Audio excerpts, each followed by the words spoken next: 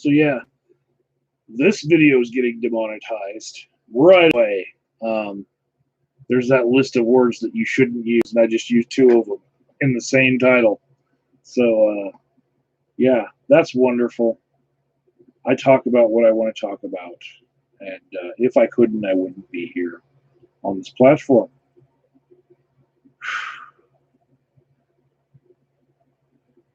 I'm a little beyond frustrated. By beyond frustrated, I mean like that phase that happens after you get your blood coursing with anger. And really, it's because I've been moving bookshelves, and I had a bunch of books in that area right there, and I just moved the whole bookshelf over to that area. And in order to do that, I put a bunch of those books on that drying rack that I usually dry my art on. And well, just when I had it right where I needed it to be able to move the bookcase, I put the bookcase right in place, and the whole thing fell down on me.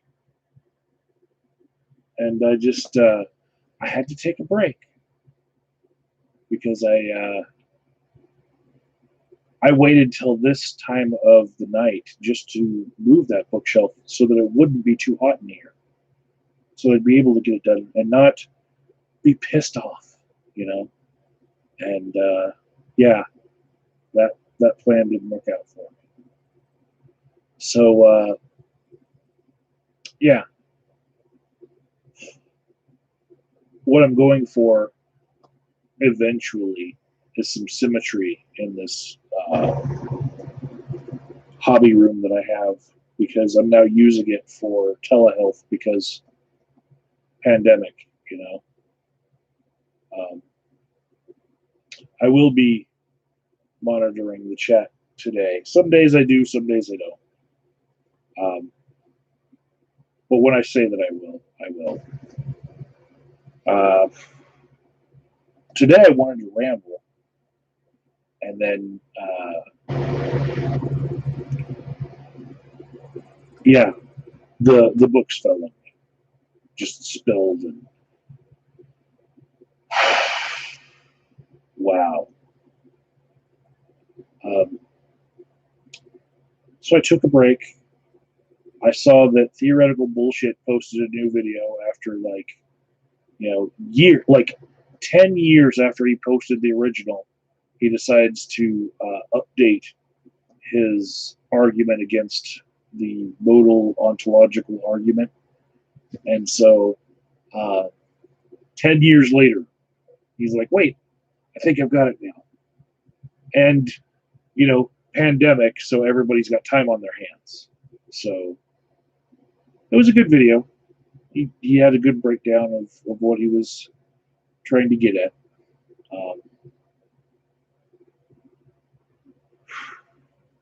And after this, I'm just going to break down and watch that new Michael Moore movie, because apparently the entire left hates him for, I don't know, hating on solar panels. So I'm going to see that. But before I get there,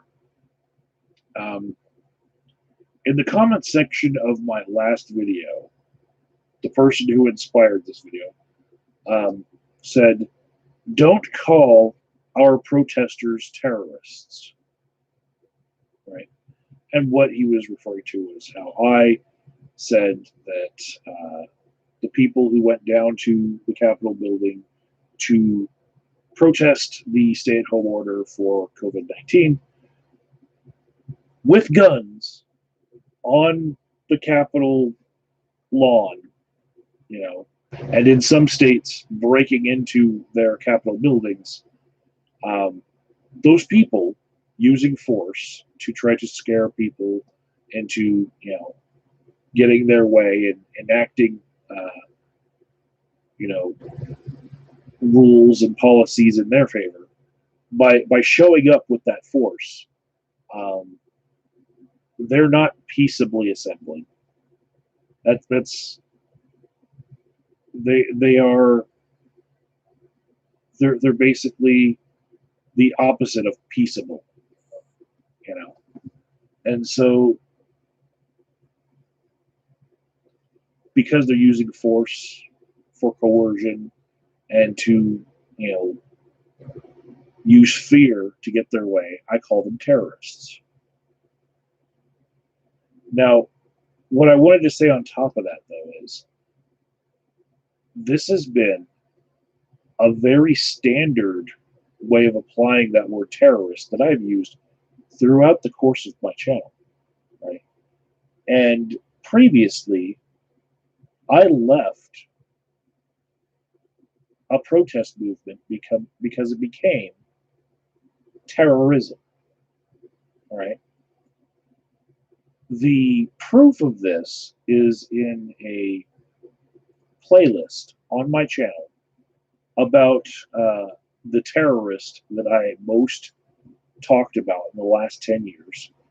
His name is Eric Verlo, and he was one of the people who co-opted the local Occupy movement that I filmed back in 2011 and 2012.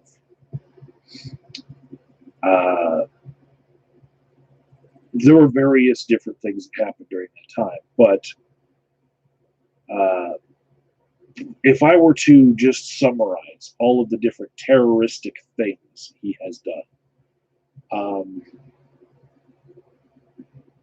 got arrested for being violent and not following the rules at a DNC rally before I even had this YouTube channel, but I found news stories about it. He was one of the St. Patty's Day 7 that had a nun dragged out of his bookmobile that was turned into a float for a St. Patty's Day parade, which was all about Greenpeace.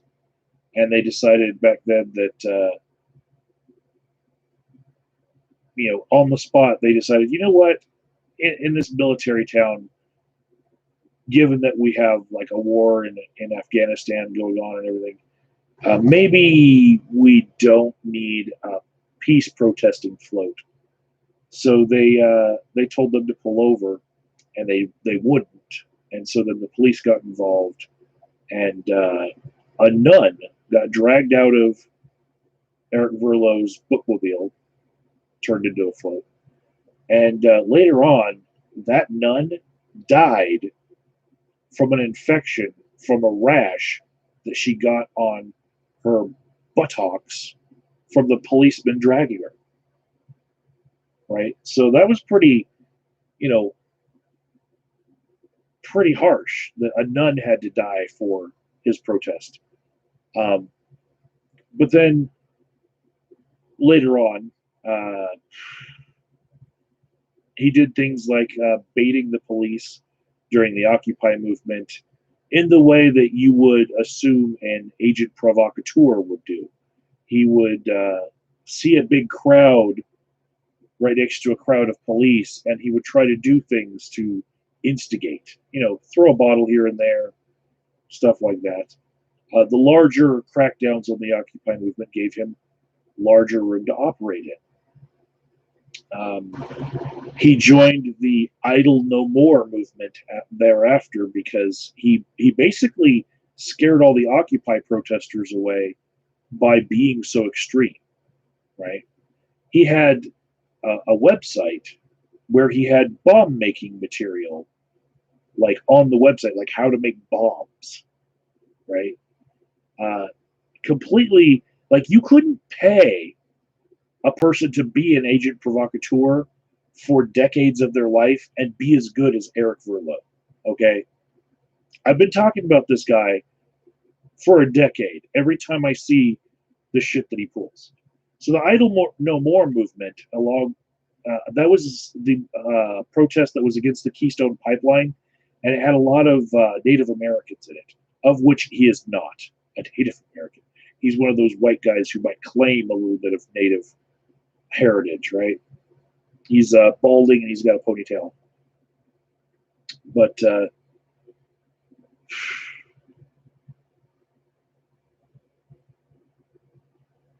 when he took the Idle No More people into a mall and had them beat drums, knowing that these college age kids that he was leading in there were going to get arrested for trespassing in the mall, to beat drums and say, don't drill oil through our native lands. He's doing so at their expense because he's a silver spoon in his mouth fucking trust fund baby. That's how he had his fucking bookmobile in the first place, a business that failed. But he doesn't care if he gets arrested. It's like a badge of honor to him, right? He's got the money to bail himself out. As long as it's something small like trespassing or something he's just going to get a fine for, he's okay with getting caught doing those things, right? The problem is he never has to work again. He's getting up there in age too, right? But the people that he's able to drag into what he's doing, the college age kids, they might want a job in the future. So he's fucking their resumes. When they do their job application, they're going to have to put, yes, I did get arrested for trespassing for activism against a oil pipeline, which, I don't know, maybe in some circles might get you the job, but most likely just having a criminal record, that's going to hurt you, right? So during the Occupy movement especially, there were some, when I say Occupy movement, he scared all the people out of Colorado Springs from participating in it. So then he moved on to Denver, right? And in the Denver Occupy movement, he actually like bought jackets that they were like a biker gang cut, they call it, right? And it said Occupy Denver on the back of him. And he's been wearing that forever with the big solidarity fist and everything. So he would take people on these marches through parts of town that probably don't want protesters marching through. And he would instigate police into attacking them so that he could take pictures and make a story about, hey, this person got attacked by police this day, and intentionally pick places to march and things to support that would have people get arrested and have altercations with police, right? I tell you, all of this is in my playlist about Eric Verla on my YouTube channel. Just go to my channel page and find it, right? I tell you this to say, for 10 years, I have considered the act of baiting police into attacking you to be not the ethical way to protest. Once you start making physical altercations in order to try to maybe get sympathy from the general public for having a physical fight with police, where someone can get injured, you are no longer just a protester. You are a terrorist. Badger knows what I'm talking about. Thank you, Badger, for your sympathy about my bookcase. I'm almost over it. As soon as this whole place gets cleaned up, I will maybe let my heartbeat come down. Right now, I feel like one of those puzzles where there's only one open space and you're sliding those tiles around, and then like in the end you get to see the full picture because you got the puzzles in right. But I'm one of those puzzles where I don't even have a full tile space to move in. That's how I feel in this room right now, and it'll take a few days for me to get there.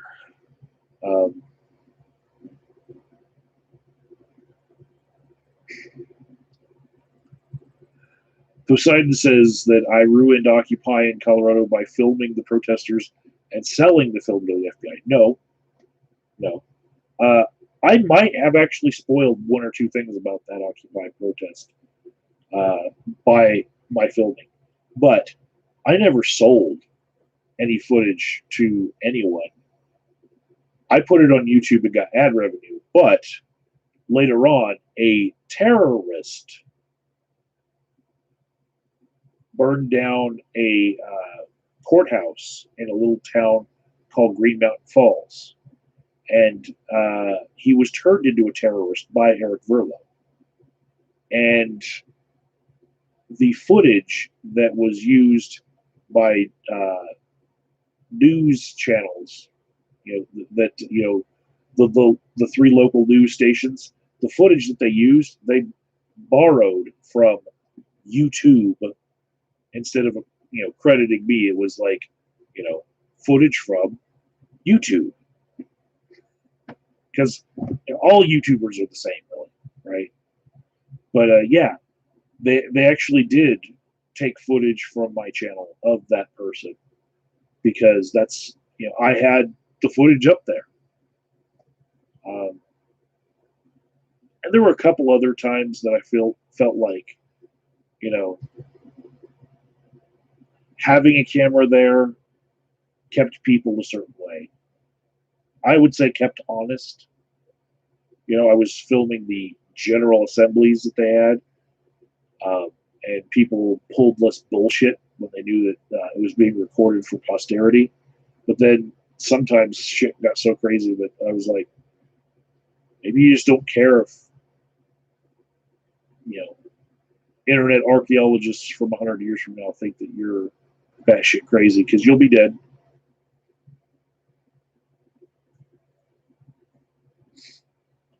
Anyways, if you have a problem with me saying that those people who show up with guns in order to forcibly change lawful orders are terrorists, then maybe you need to present me with a different definition of terrorist. They are domestic terrorists.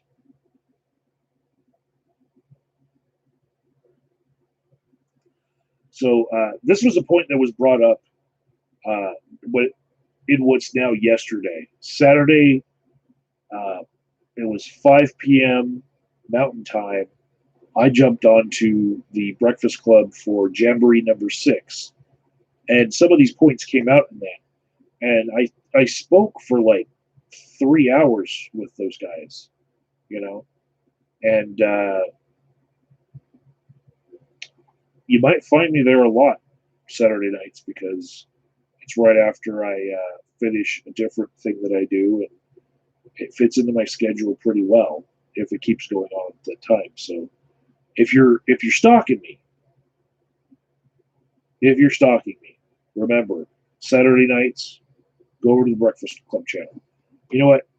Because I'm getting good at this shit, I'll just grab the link right now to that one that I'm talking about, in case some of you don't know which Breakfast Club I'm talking about. There you go. In the chat, I just threw the link to the video I'm talking about. So let's review these comments here. Alan says, fighting COVID with guns, hate to see what they do when they have to clean the house.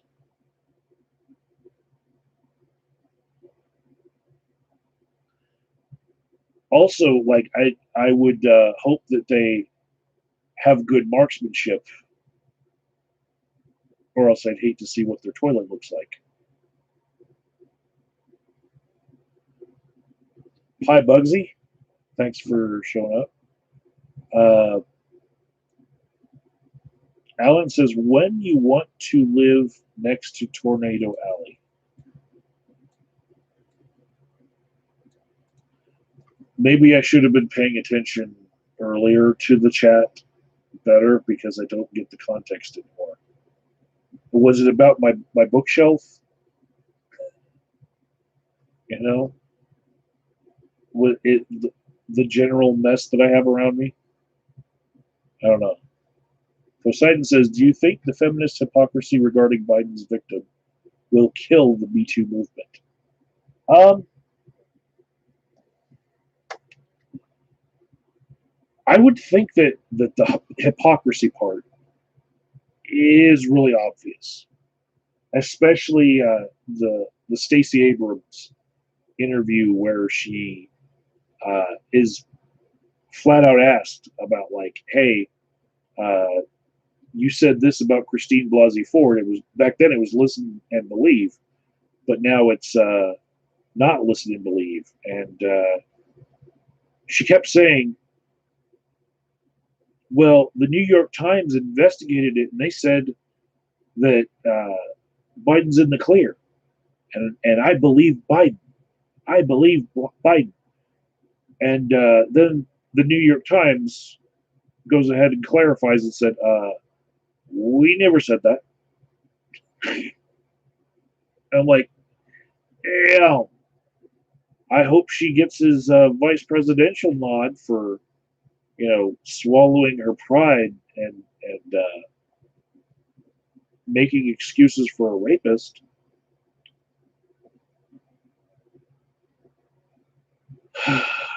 um, Poseidon says, "Did the Michael Flynn revelations make you rethink your support for RussiaGate?" Um,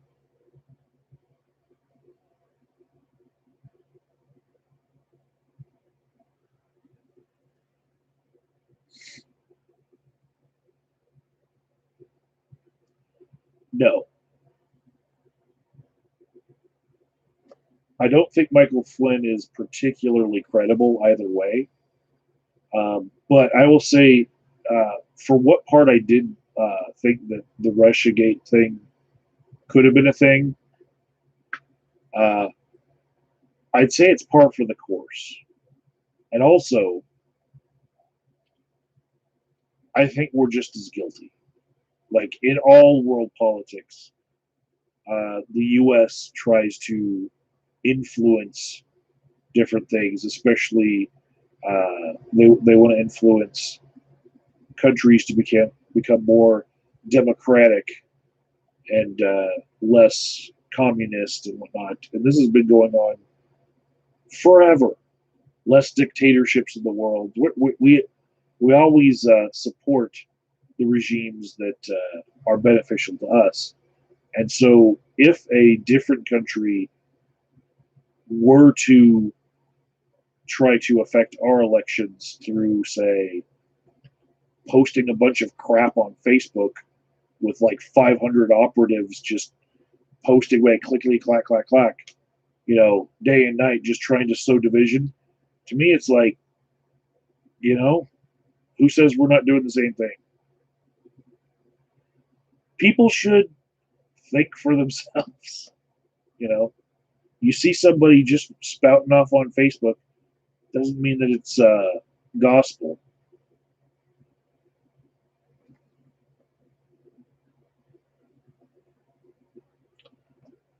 Poseidon's taking it to Badger, even though Badger's not even in the call right now. Let's see.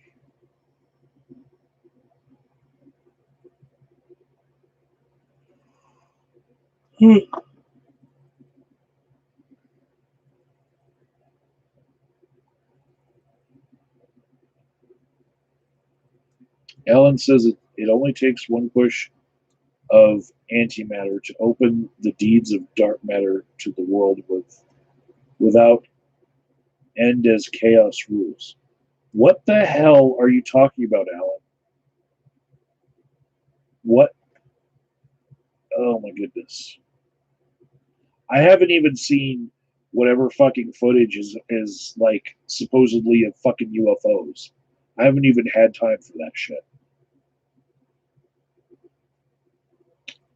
And I wanted to watch that Michael Moore documentary, but I got too fucking pissed off because my books fell on me.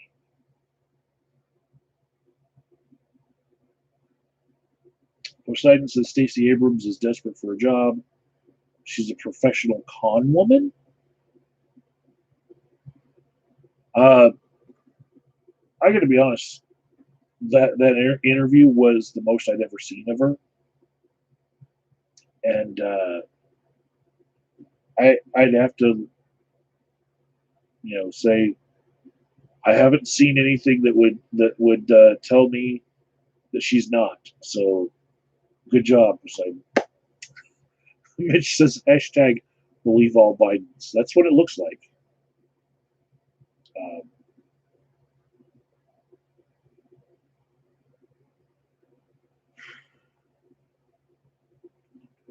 Popcorn Power says someone needs to ask Blasey Ford if she supports Tara Reid.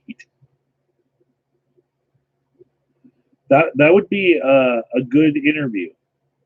You know, ask Christine Blasey Ford if she feels like Tara Reid is being listened and believed to. If that's your standard, they're not applying it very standardly. Helen says Tornado Alley was about them cleaning the house up, meaning they're really just being problematic. Okay. Poseidon says, did you hear Biden's donors have warned him if he picks Warren for VP, they'll stop funding him? No, but it makes sense because if his donors are, in the financial industry, they're probably not in favor of Warren. She's been kind of like a pit bull that won't get off their ass. So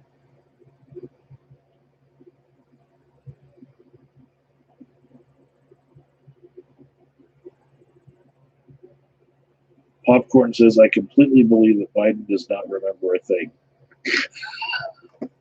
That's a good defense, I suppose. The I'm senile now defense. High medical vitriol. Popcorn says, with Biden, there's a good chance that whomever Biden chooses as VP will become president. He did say something about he has to choose somebody who's going to be ready to be president on day one.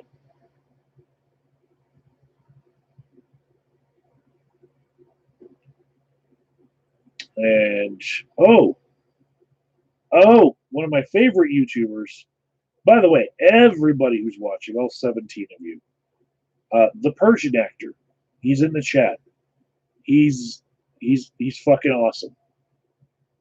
Subscribe to him. He says with Biden, there's a good chance that. So no, he says definitely watch Planet of the Humans, bro. And how do we get Biden to bow out or make the DNC give us an alternative? I don't know, man. I don't know. On the Breakfast Club, I said, what I'm feeling is the election was over for me when Biden was able to eke out the victory against Bernie with all of the different manipulation that went on. And there's just too many Bernie bros that are going to, abstain or vote Green Party or anything else just to tell the Democratic Party that it doesn't own their vote, and that they're not going to vote blue no matter who. So that's such a big thing that I have no confidence that we're not about to see 4 more years of Trump.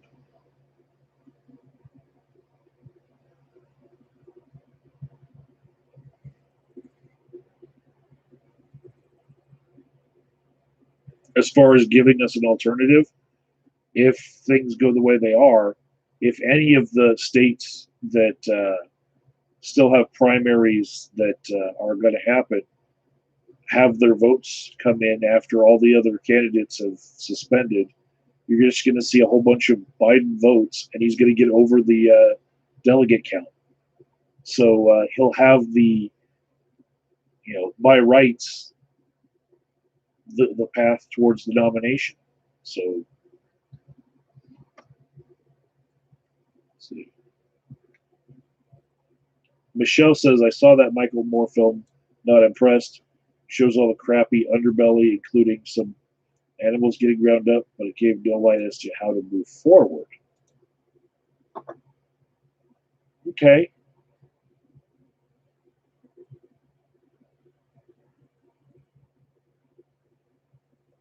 Poseidon, the bookshelves didn't fall on my head. The books fell on my feet.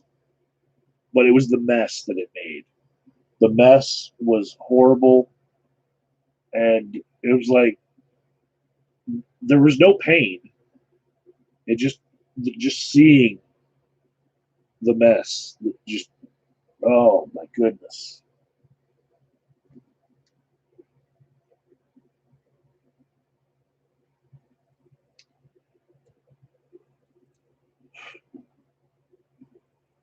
Michelle got a mention. Um, Popcorn says if the Democrats could not come up with a good candidate over the past 2 years, they certainly are not going to come up with a good one overnight. Dems are broken. You know,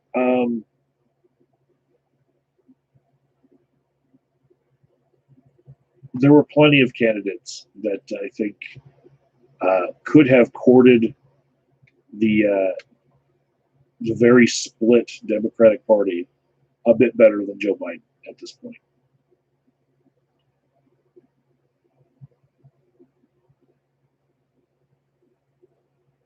Medical Vitriol wants to know my commentary on the beauty community hypocrisy.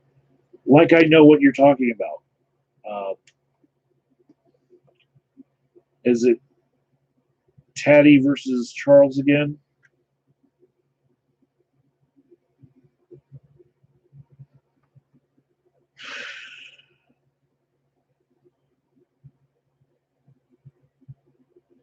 And Poseidon says the DNC showed their true colors this year.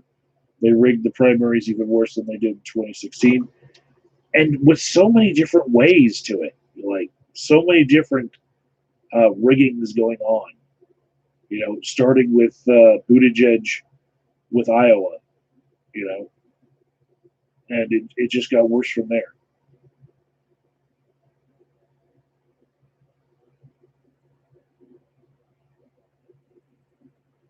Michelle says it's not the election's Trump's to win; it's the Dems to lose. That's I I need a ray of sunshine. I need something that can tell me if they have any chance, and I haven't seen it. What's keeping me from joining the Bernie Bros right now and just making sure that they know they lost my vote by me voting for like the Green Party. What I'm holding out for is I want to see what his VP pick is. You know, I'll probably be holding out till the last week to make my final decision, but until then, you know, it's like I've lost everything that the other candidates would have been able to offer. That Biden is basically not going to add to his platform. You know, even in the face of a pandemic where uh, millions of people lose their health insurance first because they lost their jobs, and then we've got a disease spreading over the country, killing people. Following that, he can't see that Medicare for all would be a good thing, and that tying our health insurance to our employment is a very bad idea. Still hasn't changed his mind. I don't know that he has a mind to change. You know, doesn't make enough public appearances that he doesn't make a gaffe at to lead me to believe that he still has all of his faculties.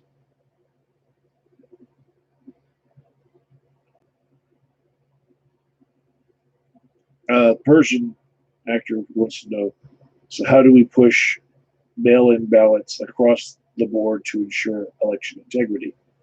Well, in most states that have mail-in ballots, you just have to, request a mail-in ballot. Go down to your county clerk and recorder.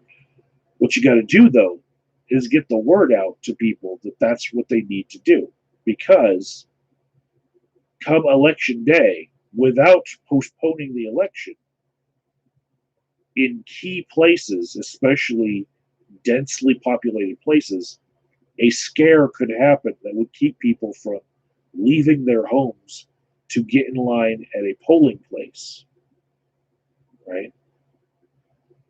So everyone who wants to have a president other than Trump needs to get their mail-in ballot so that they don't have their election day voice squashed by fear of dying from a virus.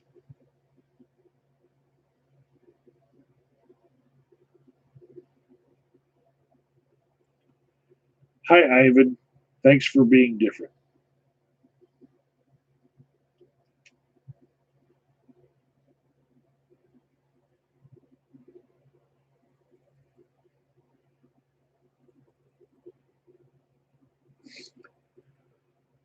Oh boy, Popcorn says, how do we encourage the illegal immigrants to get out and vote? Well, uh, first thing is we got to get the undocumented people documented. So we need a path to citizenship for some. We need less scrutiny on the ways that we do have as a path to citizenship, so that we can have people actually make it through. We need more allowances for people to become citizens, like more quotas for it, I guess. But I'm not thinking that undocumented people should be voting. I just think that they should be able to get some documents.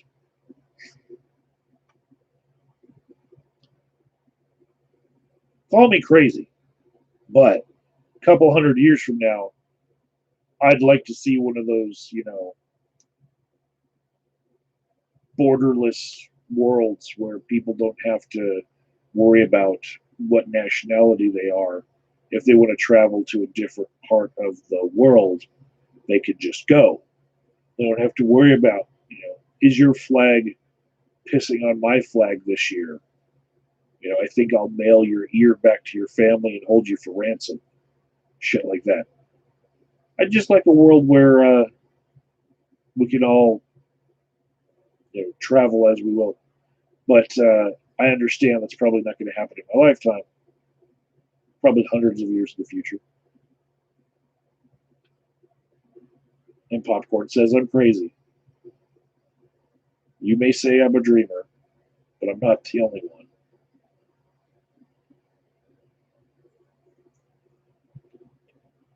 And Principled Uncertainty says, under one government you can't oppose. Um,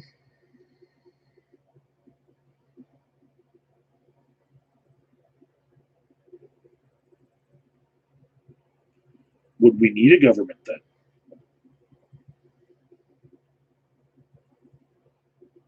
What would the function of that government be? I don't know.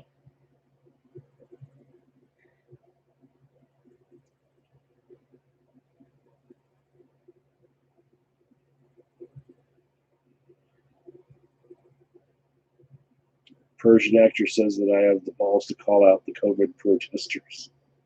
You know, um, the first day that they were protesting,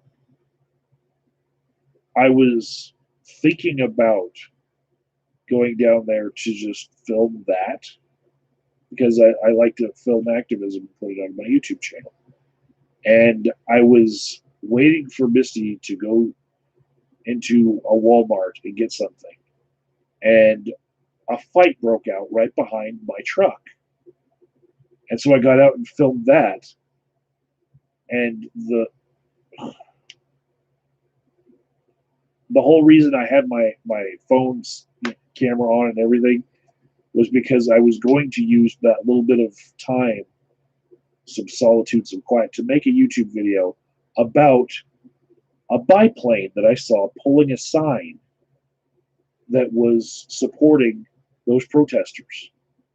That even though they were all the way down at the Capitol, this biplane was like, dragging this sign all over, and that's why I had my camera out in the first place. And then I caught that fight, which did look a little bit racially motivated, and yeah, tensions are high.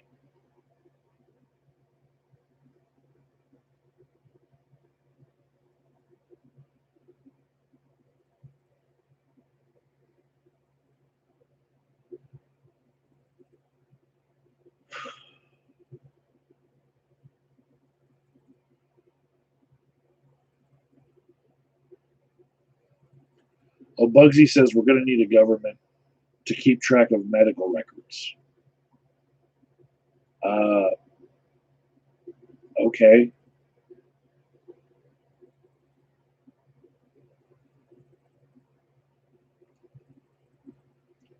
Badger says he's out, and I think even though I've got like 21 people watching me, um, I'm out too.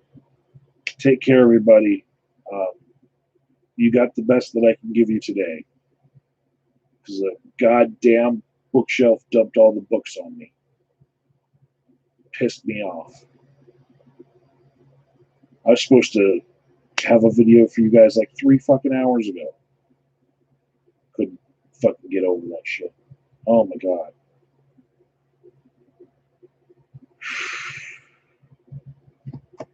Good night.